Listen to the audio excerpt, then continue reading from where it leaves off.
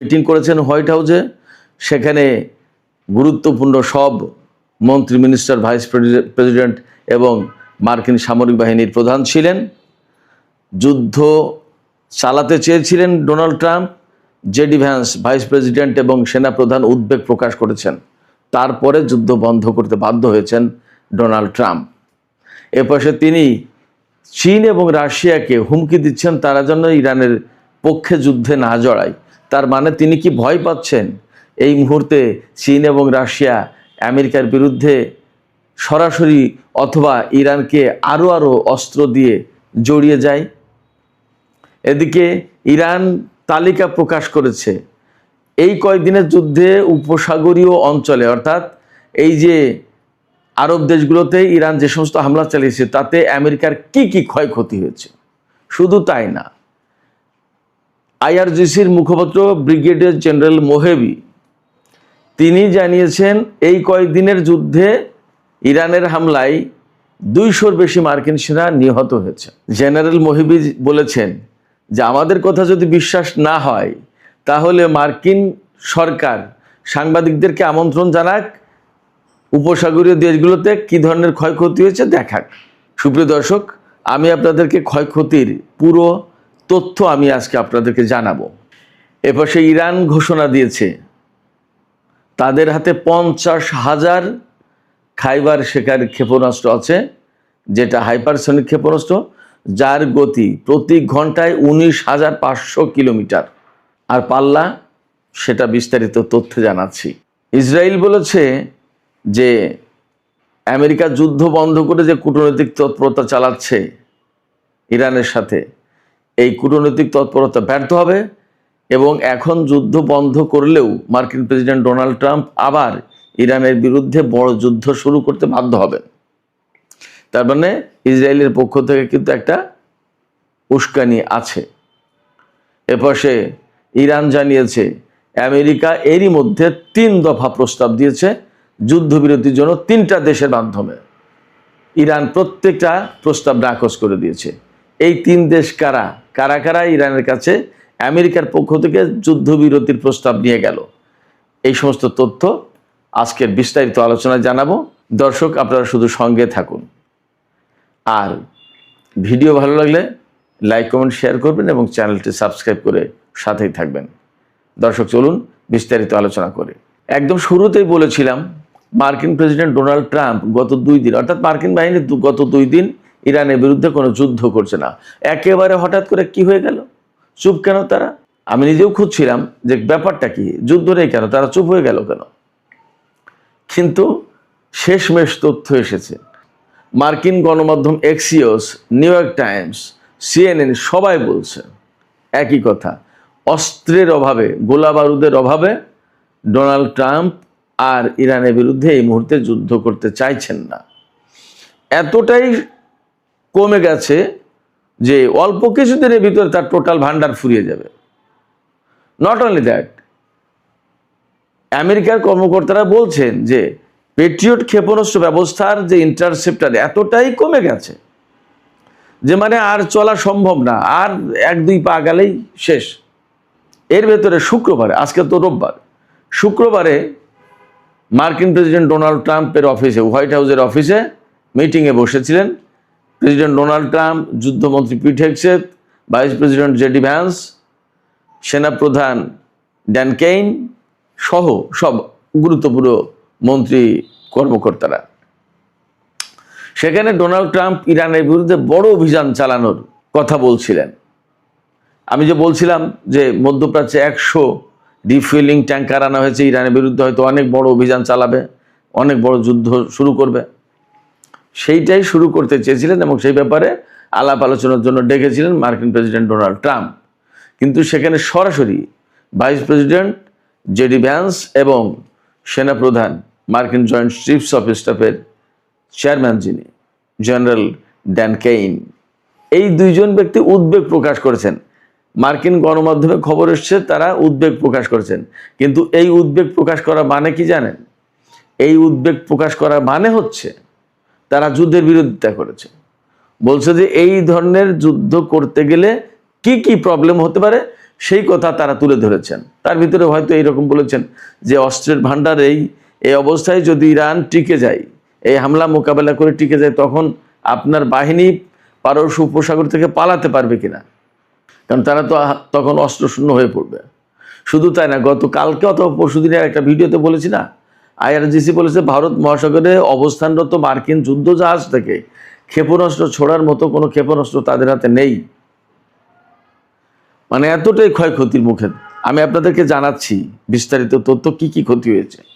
তো যখন JD Vance এবং জেনারেল ড্যান কেইন, তিনি তো সেনাপ্রধান, টোটাল সামরিক বাহিনীর প্রধান, তিনি জানেন না তার বাহিনীর কি সক্ষমতা, তার বাহিনীর হাতে কি আছে এবং তারা কি করতে পারে। তারা এই যুদ্ধে বিরোধিতা করেছে। বিরোধিতার মুখে সেই বড় অভিযানের সিদ্ধান্ত অফ রাখা হয়েছে। আচ্ছা ঠিক আছে থাক।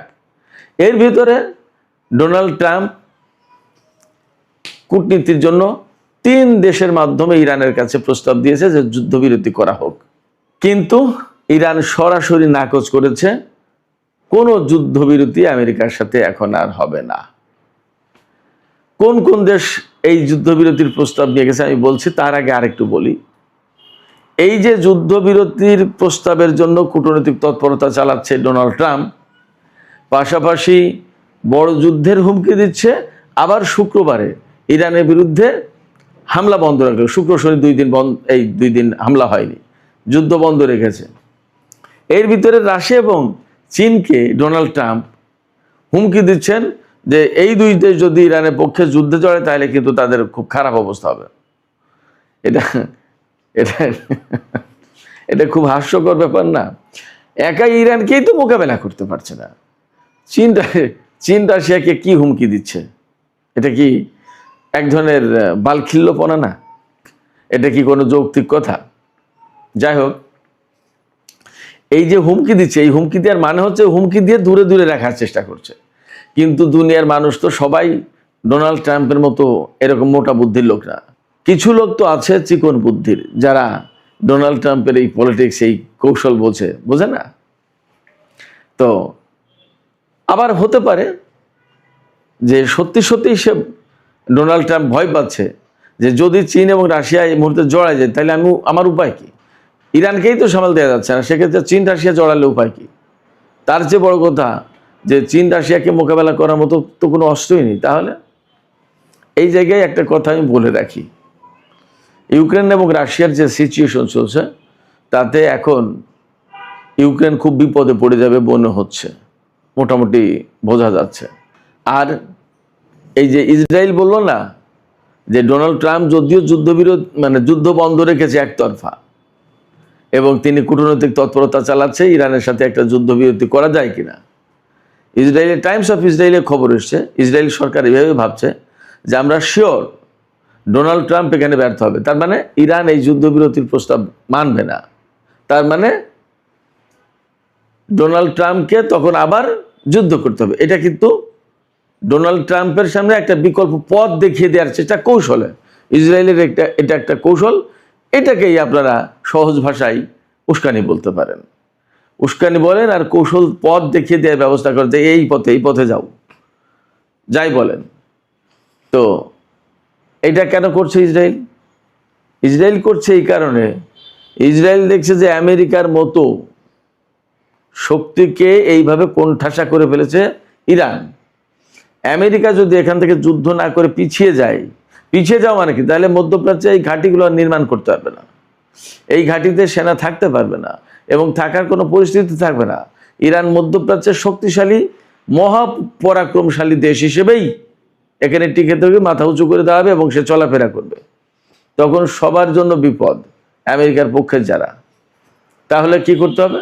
অতএব আরেকবার যুদ্ধ করে অ্যাট এনি কস্ট ইরানকে যুদ্ধের ভিতরে রেখে ক্ষতিগ্রস্ত করে দিতেই হবে। এইরকম চেষ্টা তদবির তারা চালাচ্ছে।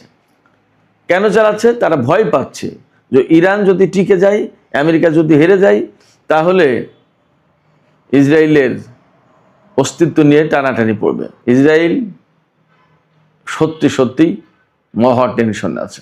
এবার আসুন, আমি আপনাদেরকে কথা দিয়েছিলাম যে আমেরিকার কি ক্ষয়ক্ষতি করতে পেরেছে ইরান, সেই তালিকা প্রকাশ করেছে। সেই তালিকাটাই আমি আপনাদেরকে একটু শোনাই, আপনারা একটু শোনেন।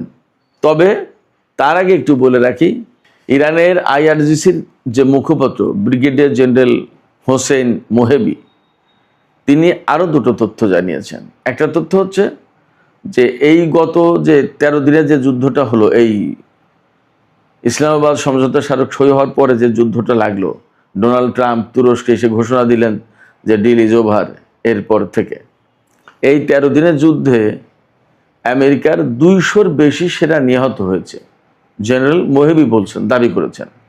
এবং তিনি বলছেন যে আহত সেনার পরিমাণ আরও অনেক বেশি, কিন্তু মার্কিন সরকার এই তথ্য গোপন করছেন। এটা গেল একটা তথ্য। আরেকটা হচ্ছে ইরানের হাতে 50,000 খাইবার শেখান ক্ষেপণাস্ত্র রয়েছে, যার পাল্লা হচ্ছে 2450, অর্থাৎ 2450 কিলোমিটার দূরে গিয়ে আঘাত হানতে পারে। এই ক্ষেপণাস্ত্র দিয়ে ইউক্রেনে আঘাত আনা সম্ভব। যাই হোক, তো ইরানের হাতে 50,000 খাইবার শেখান ক্ষেপণাস্ত্র আছে, হাইপারসনিক ক্ষেপণাস্ত্র। ছোট বড় মিলিয়েই কোনোটার 500 কেজি ওয়ারহেড বহনের ক্ষমতা আছে, কোনোটার 1500। ছোট বড় মিলে খাইবার সেখানের সবচেয়ে কম পাল্লা যেটা, সেটা হচ্ছে 1450 কিলোমিটার থেকে 2450 কিলোমিটার, 2000 পাল্লার ক্ষেপণাস্ত্র আছে এই খাইবার সেখানে। অর্থাৎ এই খাইবার সেখানের ভেরিয়েন্ট আছে কয়েক রকমের, এবং এদের গতি, সর্বোচ্চ গতি হচ্ছে প্রতি ঘন্টায় 19,500 কিলোমিটার যেতে পারে।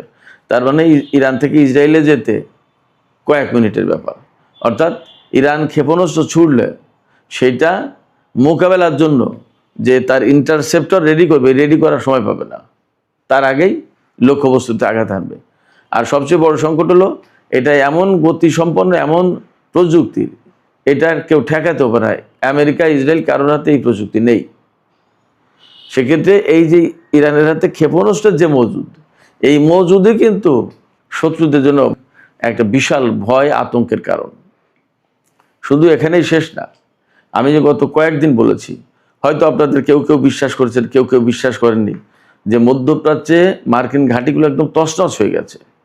আমি অনেক বলেছি, অমুক ঘাঁটি নষ্ট হয়েছে, অমুক ঘাঁটি নষ্ট হয়েছে, এতগুলো হ্যাঙ্গার হলো, এই বিমান গেল, এই সমস্ত টুকটাক করে দিনে কম বেশি বলেছি।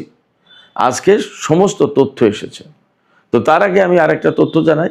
ওই যে বলছিলাম যে আমেরিকা 3টি দেশের মাধ্যমে ইরানের কাছে যুদ্ধবিরতির প্রস্তাব দিয়েছে এই কয়দিনের ভেতরে, কিন্তু ইরান সবগুলো নাকচ করে দিয়েছে। সেই 3টি দেশ হচ্ছে ইরাক, কাতার এবং পাকিস্তান। এই 3 দেশের মাধ্যমে ইরানের কাছে যুদ্ধবিরতির প্রস্তাব দেওয়া হয়েছিল। এই তথ্য জানিয়েছেন ইরানের জাতীয় সংসদের স্পিকার বাকের কলিবাফ। তিনি জানান যে এই যুদ্ধবিরতির প্রস্তাব সবগুলো নাকচ করে দেওয়া হয়েছে। ইরান এখন আর যুদ্ধবিরতির কথা ভাবছে না, এই কারণে যে ডোনাল্ড ট্রাম্পকে বিশ্বাস করা যায় না, তিনি চুক্তি রাখেন না, রাখবেন না। আবার আমাদের সাথে যুদ্ধবিরতিতে 10 দিনের যুদ্ধবিরতিতে আসবেন, তার মানে তিনি আরেকটু গুছিয়ে নেবেন, এবং গুছিয়ে নেওয়ার মানেই হচ্ছে আমাদের সাথে আবার যুদ্ধ করবেন। তো যুদ্ধই যখন করতে হবে, তাহলে একদম বিরতিহীনভাবেই যুদ্ধ করে এর একটা এসপর করি। এইবার আসুন আমি সেই তথ্যগুলো জানাই, আমেরিকার এই মধ্যপ্রাচ্য অঞ্চলে কি কি ক্ষয়ক্ষতি হয়েছে সেই তথ্য। অনেক বড় লিস্ট, 1টা 2টা 5টা 10টা না, বহু।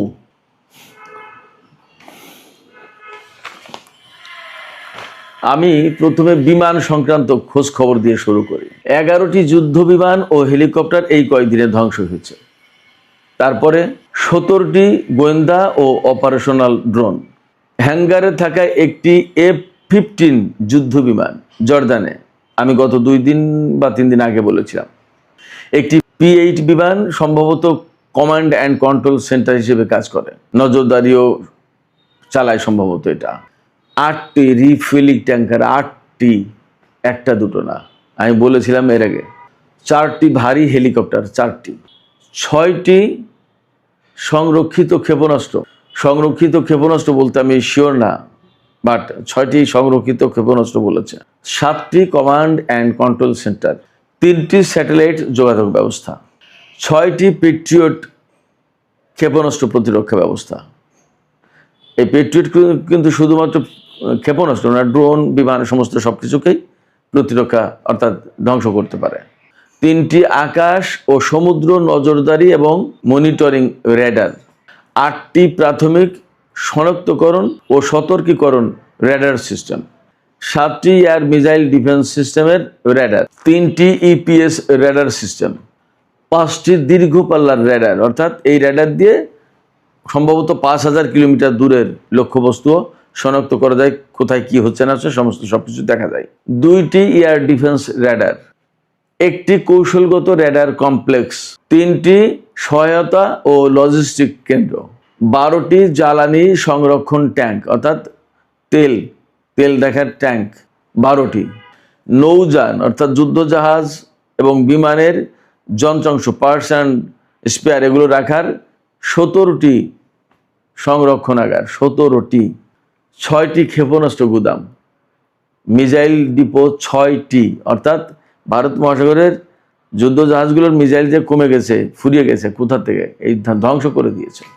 6টি MQ-9 রিপার ড্রোনের হ্যাঙ্গার, 1টি F-15 যুদ্ধ বিমানের প্রস্তুতি শেড, অর্থাৎ যে শেডের নিচেই বিমান রেখে তাকে যুদ্ধের জন্য রেডি করা হয়, 1টি ড্রোন শেড, ড্রোনের হ্যাঙ্গার যেখানে 8টি ব্র্যান্ড নিউ ড্রোন ছিল, সব শুদ্ধ ধ্বংস, 2টি কমান্ড সেন্টার, 1টি বিমানবাহী রণতরীর জ্বালানি সরবরাহের প্ল্যাটফর্ম, অর্থাৎ বিমানবাহী রণতরীতে জ্বালানি সরবরাহ করতে হবে এইরকম একটা প্ল্যাটফর্ম ধ্বংস করে দিয়েছে, 1টি P-8 বিমানের হ্যাঙ্গার, 4টি হাইমার্স ক্ষেপণাস্ত্র প্ল্যাটফর্ম ধ্বংস হয়েছে, 5টি যুদ্ধ বিমানের হ্যাঙ্গার, আগে বলেছি ক্ষেপণাস্ত্র হ্যাঙ্গার, 4টি পেট্রিয়ট ক্ষেপণাস্ত্র প্রতিরক্ষা ব্যবস্থা, 4টি পেট্রিয়ট ক্ষেপণাস্ত্র প্রতিরক্ষা ব্যবস্থার কমপ্লেক্স, 6টি ক্ষেপণাস্ত্র লঞ্চার প্ল্যাটফর্ম, 1টি জ্বালানি পাম্পিং স্টেশন, 2টি সিগন্যাল যোগাযোগ কেন্দ্র, 1টি গোয়েন্দা ডেটা সেন্টার, 1টি AI সেন্টার যেটা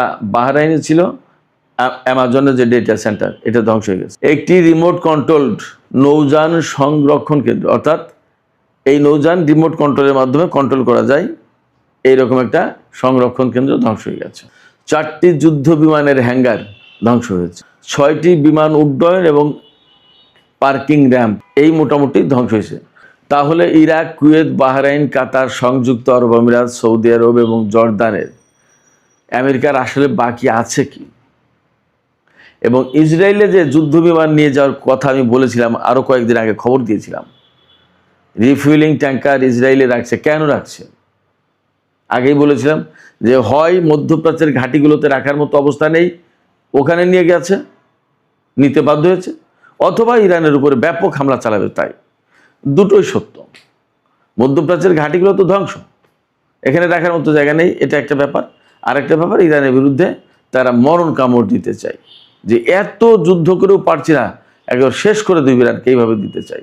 কিন্তু আসলে মার্কিন প্রশাসন যতই যায় কিছু করুক না কেন, তারা ইরানকে পরাজিত করতে পারবে না। এখন সবচেয়ে বড় সংকটে পড়েছে যেটা, দুটো, একটা হচ্ছে আমেরিকার অস্ত্র তো প্রায় শেষ, এই অস্ত্রের অভাবে অ্যাকচুয়ালি যুদ্ধ বন্ধ করে দিতে বাধ্য হলো, কারণ তার মিনিমাম যে একটা লেভেলের অস্ত্র থাকতে হয় একটা দেশের নিরাপত্তার জন্য, সেই লেভেলের নিচেই নেমে গেছে। অতএব এখন তার আর যুদ্ধ করার মতো অবস্থা নেই, এটা গেলে একটা বিষয়। আর একটা বিষয়, আমেরিকার হাতে যে কৌশলগত, অর্থাৎ একদম বিপদের দিনে যেটুকু তেল রাখতে হয় তারও নিচেই সবচেয়ে কৌশলগত তেলের মজুদ 1983 সালে কমে গেছিল, 1983 সালের লেভেলে পৌঁছেছে এবার। তেলের মজুদও তার হাতে শেষ, আর কয়েকদিন যেতে পারে বড়দের, তারপরে কি হবে? এবং যা পরিস্থিতি, আগামী কয়েকদিনের ভিতরে বিভিন্ন অঙ্গন থেকে ফোরকাস্ট দেওয়া হচ্ছে যে তেলের ব্যারেল $124 পৌঁছাবে। $124 তো সামান্য। এই বাবাল মানদেব প্রণালী এবং হরমুজ প্রণালী যদি এইভাবে আটকে রাখে এবং যুদ্ধ যদি চলতে থাকে, তাহলে এই তেলের ব্যারেল $200 যাবে। তখন কি করবে? এই রকমের নানান রকমের সংকট আছে। এই প্রেক্ষাপটে ইরানের পক্ষ থেকে পরিষ্কার বক্তব্য, হরমুজ প্রণালী তাদের কন্ট্রোলে থাকবে, এটা মেনে নিয়ে আমেরিকাকে মধ্যপ্রাচ্য থেকে সরতে হবে যুদ্ধ বন্ধ করে, তাহলে শান্তি, আদারওয়াইজ শান্তি নেই। তো সুপ্রিয় দর্শক, আজকের আলোচনা এখানেই শেষ করতে চাইছি। আলোচনা শেষের আগে আমি আপনাদেরকে বলি, আপনাদের মতামত জানতে চাই।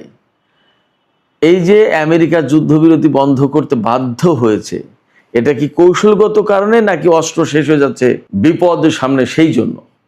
কৌশলগত কারণ বলতে বোঝাচ্ছি যে ইরানের উপরে অনেক বড় ধরনের হামলা চালাবে, তার একটা প্রস্তুতি নিচ্ছে। আসলে কোনটা? আপনাদের মতামত জানিয়ে কমেন্টে লিখতে পারেন। আর ভিডিও ভালো লাগলে লাইক কমেন্ট শেয়ার করুন এবং চ্যানেলটি সাবস্ক্রাইব করে সাথেই থাকবেন। দর্শক, এখনকার আলোচনা এখানেই শেষ করছি। আপনারা সবাই অনেক অনেক ভালো থাকুন। ইনশাল্লাহ দেখা হবে আবার রাতের ভিডিওতে। সবাইকে অনেক শুভকামনা জানিয়ে এখনকার মতো শেষ করছি। আল্লাহ হাফেজ।